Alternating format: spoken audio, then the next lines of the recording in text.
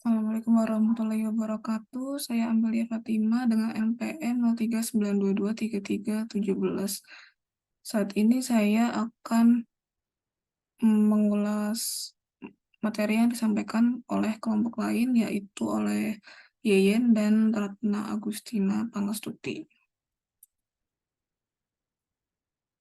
Nah, di sini mereka mengulas poin provide.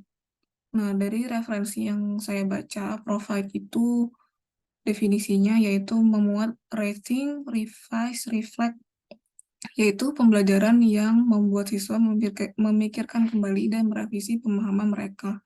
Sedangkan dari kelompok 4, yaitu kelompok Ibu Yeyen dan Ibu Ratna, mereka menjelaskan bahwa provide itu intinya pembelajaran yang membuat siswa memikirkan kembali dan merevisi pemikiran mereka. Intinya hampir sama pengertiannya, yaitu merevisi dan memikirkan kembali pembelajaran yang telah dilaksanakan.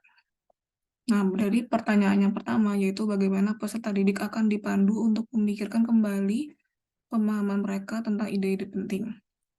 Dari referensi yang saya baca, caranya itu memberikan pertanyaan pemantik dan kesempatan bertanya tentang hal yang belum dipahami dan ingin dipahami lebih dalam. Intinya memberikan pertanyaan dan kesempatan bertanya.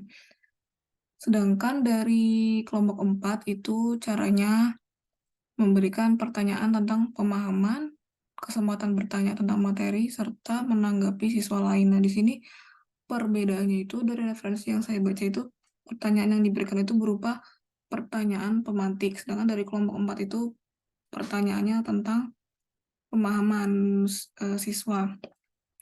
Kemudian kesempatan bertanya itu sama kurang lebih, namun di kelompok 4 itu guru caranya juga memberikan kesempatan siswa lain untuk saling menanggapi begitu. Kemudian pertanyaan yang kedua, bagaimana peserta didik akan dipandu untuk memikirkan kembali pemahaman mereka tentang ide-ide penting. Nah, ini dari referensi, yaitu guru bisa memberikan penguatan, umpan balik, contoh atau gambaran, serta kesempatan menyampaikan ide dan menanggapi siswa lain. Nah, tadi sebenarnya juga sudah disampaikan oleh kelompok 4 ya, yaitu saling menanggapi antar siswa. Kemudian dari kelompok 4, itu caranya sama, yaitu penguatan umpan balik, kemudian penguatan contoh lain, dan menanggapi siswa lain. Jadi kurang lebih pendapat dari referensi yang saya baca dan kelompok 4 sama. Pertanyaan berikutnya yaitu bagaimana produk atau pertunjukan peserta didik dapat ditingkatkan melalui revisi berdasarkan penilaian diri dan umpan balik. Nah, dari referensi itu caranya dengan memberi contoh lain, menanggapi hasil produk atau pertunjukan, memberikan masukan dengan kriteria, dan menuliskan perbaikan produk atau pertunjukan yang telah dikoreksi. Sedangkan dari kelompok 4 ini hanya berupa memperdalam pemahaman. Kalau dari referensi tadi kan sebenarnya mungkin maksudnya sama ya, yaitu memperdalam pemahaman namun dengan memberikan contoh lain.